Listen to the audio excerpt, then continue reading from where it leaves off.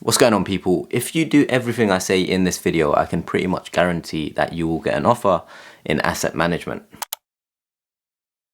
Basically, in this video, I'm going to tell you everything you need to do and you're going to need to go and do it. I'm not going to do these things for you. I'm going to guide you because it's going to take a lot of work, extensive amounts of research, etc. that you're going to have to do in your own time. So first and foremost, you want to make a list of all of the pure play asset managers. Pure play asset managers are those who only do asset management, so not tied to an investment bank. For example, if you Google search pure play asset managers, or if you Google search asset management firms like PIMCO, for example, you'll get a fat list of asset managers. Or if you Google search 100 top asset management firms, you'll get all of those companies. Now, these are all potential employers for you in the future because they do what you're interested in, right? And so we're going to work through all of them, or you're going to work through applying to all of them. So all the, asset management firms strictly, and then you're going to create a list of all of the asset management divisions of investment banks or asset management firms that are tied to larger organizations. So Goldman Sachs Asset Management, JP Morgan Asset Management, etc., etc. They're all tied to an investment bank. And then you're going to make a list of specialist and boutique asset management firms. So small asset managers. So the initial list is all the big asset managers, right? PIMCO, BlackRock, Vanguard, Fidelity, etc. Then you've got the asset management divisions of investment banks, and then you've got the small boutique asset managers. If you Google search boutique or specialist asset managers, you'll get a list. Some specialize in ESG investing, some specialize in doing lots of different things. So you want a really long list, right? And these are potential companies that you're going to apply to. In the end, it's all a numbers game. Like if you give me, I used to use this example when I used to do talks at universities. If you give me one dart and I throw it on the board, chances are I'm not going to hit the bullseye, right?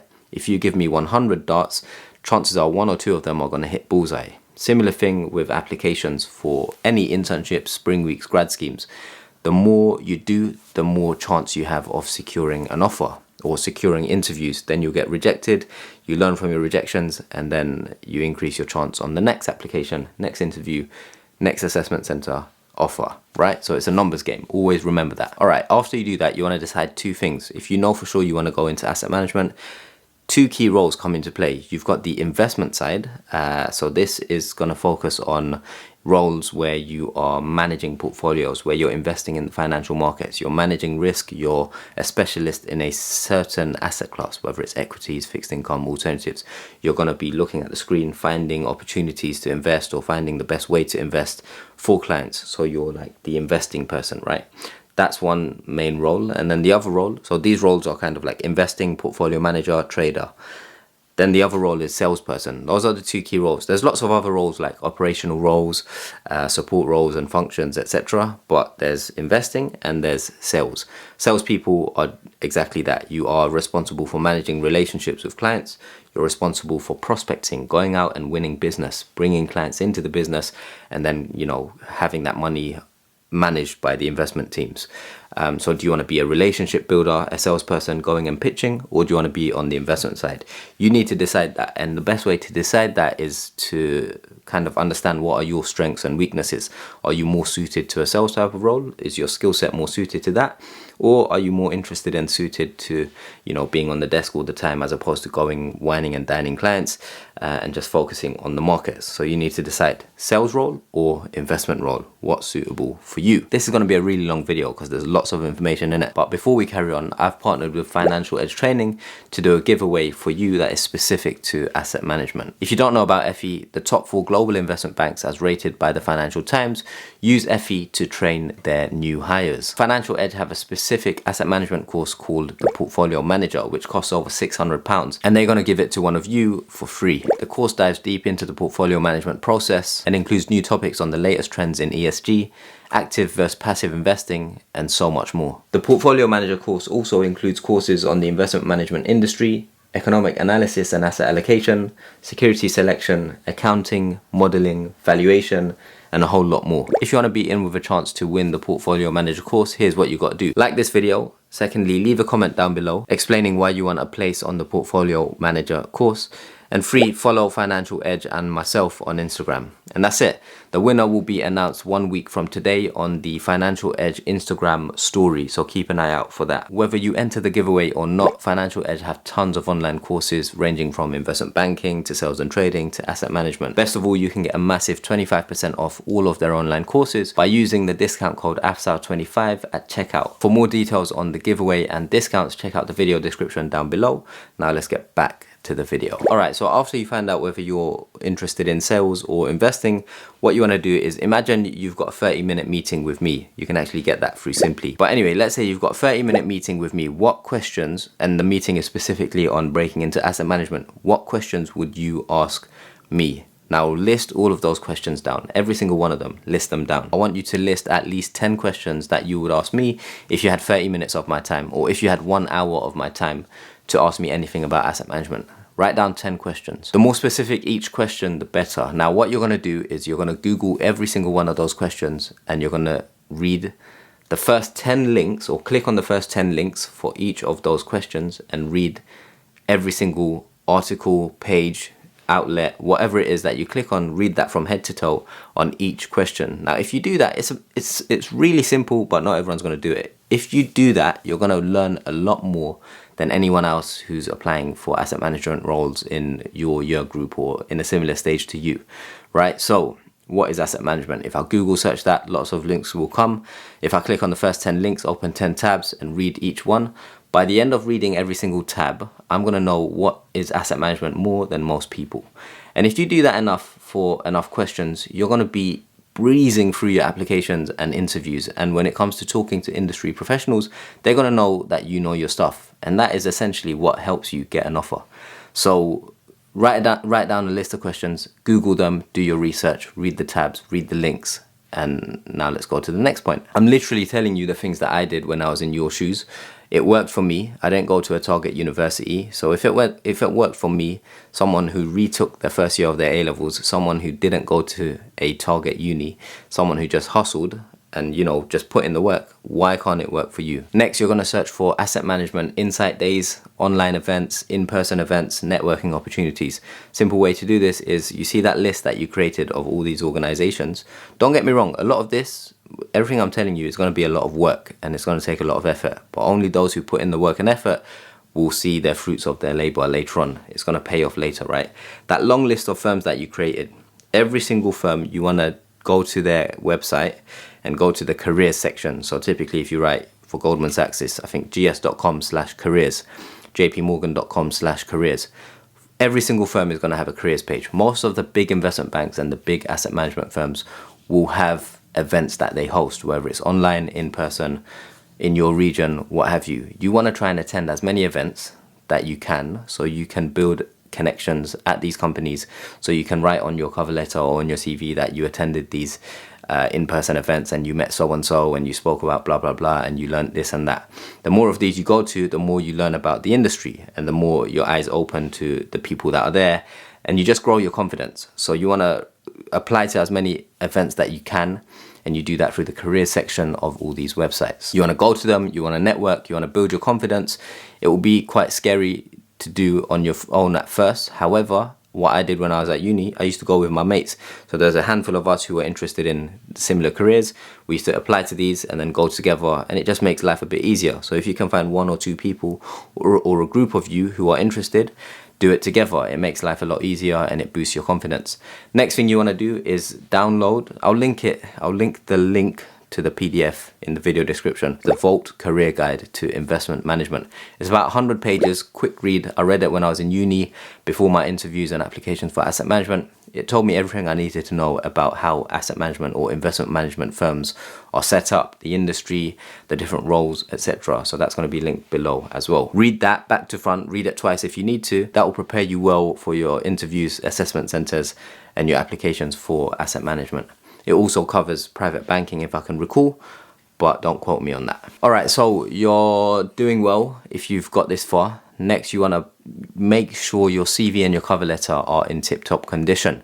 CV, best way to do it is find a template, Google search investment banking template, or you could see my old CV, Goldman Sachs CV officialcvdoctor.com. I've done videos on CVs, cover letters. If you literally search on YouTube Afzal Hussein CV or Afzal Hussein cover letter, you will have everything you need to create a strong CV or cover letter. Most important thing is get people who have secured offers or people in the industry to look at your CV and your cover letter, give you feedback. Obviously, every time someone sees your CV or cover letter, they're going to give advice. It's going to be subjective. One person might say something that conflicts with some feedback from someone else. However, just be open-minded. Don't always accept what everyone says. But always try and get more opinions, because the more people that's here, the better for you. Structure your cover letter as why this firm, why this division, why you. Make your CV presentable, no grammatical errors, etc. All the basic stuff I've done so much content on CVs and cover letters, but for this video, I'm just going to tell you, make sure they are, if your CV and cover letter aren't to a high standard, you're not going to get an interview. And it's all steps, right? You've got to have a strong application. Strong CV, strong cover letter to get an interview. Then you've got to perform well on your interview to get into an assessment center, or vice versa. Then you've got to perform well on that to get an offer. And so each step in the process is as important as the next, so keep that in mind. All right, next, understand where you are in the application process in terms of what opportunities are available for you. If you're a first year uni student, you're probably applying for spring weeks. Penultimate year uni student, internships. Final year, graduate schemes. Make sure you are, you know what's available out there for you, because you don't want to be applying for the wrong type of schemes and then waste your time and then realize you're actually not eligible. Interviews. When it comes to preparing for your interviews, you want to focus on 4 things. Commercial awareness. Are you up to date with what's going on in the markets and the world? In asset management, what's going on in the world around us, interest rates, inflation, all of that has an impact on client portfolios. Practice, read, prepare for that. Next, you want to prepare for questions around why the company. Why are you interested in our company as opposed to this company? Why are you interested in BlackRock as opposed to PIMCO? Have your answers for that. After why the company, why asset management? Why are you interested in this division? You need to, for each of these 4 sections, have 1 page and have as much info on those pages that will serve as answers to any questions that come on those topics. So commercial awareness, why the company, why the division, and then specifically why you. Why should they hire you as opposed to the candidate that they're going to interview next? A page full of info giving answers to these will help you prepare. You don't want to be too scripted. You want to just know the answers in the back of your head and have good reasoning. Don't just state a point without backing it up. So always give examples. All right, let's say you've got an assessment center coming up. These are the things that you want to focus on in order to ace your assessment center. Assessment centers are basically scenarios where you're going to be in an environment being assessed, and there's going to be lots of other individuals. Typically, assessment centers have 6 to 8 people, other applicants or candidates who you're kind of competing with for the role. There might be 8 of you, and there might be 2 or 3 offers at hand. So what they're looking for is basically, it's replicating a working environment. So when you're in the world of work, you're going to be working with other people. So they want to see how you actually collaborate or work with people that you haven't met before. So it's going to be you and 6 to 8 other people, and they want to see if you're a team player. They want to see if someone's really quiet, are you bringing them into the conversation? Are you remembering people's names? Are you just talking for the sake of talking, or are you coming up with, thoughtful, intuitive, smart solutions and recommendations to a problem that you might be working on? They want to see, are you just talking for the sake of talking, or are you actually solution oriented? So these things are very important. You might have a case study, in which case there's going to be so much information that is going to be, some of it is going to be useful, a lot of it is going to be too much information for you to read through in the 5 or 10 minutes that they give you. They want to see if you can find the key information that is relevant for the problem at hand and provide a thoughtful solution. So it's naturally meant to overwhelm you, but they want to see who can cut through the crap and get the key data, key info, and then progress accordingly. There might be a presentation at the end, like what have you, over the last hour during the case study and your teamwork, what conclusions did you come to? Now you've got to present it. They want to see your confidence in presenting. They want to see if you are a good presenter, if you bring people in, if you just naturally have a good rapport with others that you've just met. All these things are important because it's kind of what you do on the job, right? You go to client pitches, you work with different people from different teams. You can't be too selfish or self-centered because it's a company, it's a big team, you're all working together, all these other things. So assessment centers kind of test that. There will always be one idiot at an assessment center, i.e. someone who tries to hog the limelight, someone who's rude. Don't let that distract you. Don't pay attention to it. Let them embarrass themselves. You go there, be yourself, be you. And then if you do the basics, you'll be fine. All right, let's say you get to an asset management interview or you're at a networking event. If you know the following topics and you can converse on them, if you hold a conversation about them with industry professionals, you're immediately going to impress them, and it's kind of easy to break in if you know these things inside out. The different types of clients in asset management, the different risk appetites and the reasons why clients might have different risk appetites. So for example, pension scheme clients will have a different risk appetite to, I don't know, family offices or high net worth individuals who are being managed by private banks. And the reasons why they have this, because they're at different stages of their lives, so on and so forth. You can find the answers to these on Google. The sizes and differentiating factors of clients. Some clients could be small charities, other clients could be big insurance companies, pension funds, etc. If you know the different clients and the sizes and the regions and all of that, it's just more information that you know that industry professionals will be already aware of, but the fact that you know it is going to be impressive to them. In the current environment, inflation is on the rise, it's very high, interest rates are on the up. What is that going to mean for clients? What are the challenges that are currently facing clients? What's on a client's mind? If you know these things, it will help you stand out. What is liability-driven investing? What is the state of the world of investing in terms of pension schemes? What is the state of the world of investing in the insurance landscape? What is the state of the world of investing in sovereign wealth funds right now? These are some of the biggest clients of asset managers. What is the current regulatory landscape looking like? What are the new regulations, if any, that have come into play that are impacting asset managers and how they carry out business? If you know all of this stuff, or even some of it, it's going to be impressive. For a student, let alone a graduate, to know about this stuff is very impressive, especially if you're just applying for a spring week or an internship, or even a graduate scheme, because these things come to mind when you are a professional in the industry and you've done a few years. So if you know about it, I'm going on and on about this because it's an easy way to impress people and get an offer when you get to the interview stage. But it goes without saying, don't just know about this stuff and be able to regurgitate it. You want to have an opinion. If you speak about these things that I've just mentioned and the person who's in the industry is talking to you about them, and then they ask for your opinions, what do you think if this happens? What do you think about this? And you can't really give any thoughtful answers, then it's going to be embarrassing. It's just like you've memorized these key points and that's it. So there's memorizing and there's knowing, but then there's understanding. Understanding is displayed by having your own opinions or being able to talk at length beyond what you've just memorized or read about. So keep that in mind. All right, if you don't have good questions, don't bother going to an interview. At the end of the interview, when they ask you, have you got any questions? Or, throughout the interview, if it's more like a conversation, which is a good sign, you're going to want to have questions throughout. So if you've got good questions, thoughtful questions, well-prepared questions, specific to the individual or specific to the team, specific to the role, specific to the company, specific to the industry, specific to their clients, so on and so forth, and being able to think on your feet and create questions as you go along based on the answers that the employer is giving you, it will help you a lot compared to someone who's just got basic level questions like, what does a day in your life look like? Or, questions that everyone's going to ask them. If you can come up with questions that are less likely to be asked, not too intrusive obviously, that can be thought-provoking and make the interviewer actually pause and think about the answer, that's good. So try not to have basic questions, try to have solid questions for the interview, for the assessment centers, etc. All right, now throughout the process on your journey from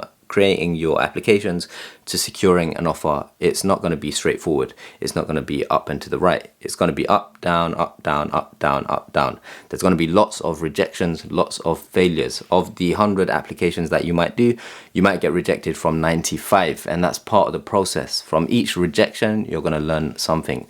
But here's the important bit. If you get a failure or a rejection, let's say, immediately you should try and get feedback. Ask them, why did you get rejected? Most times they won't give you feedback because it's too early in the application process. But if you get quite far along, final round interview, assessment center, etc., and you ask for feedback, they're more likely to give you feedback. Now, this is important.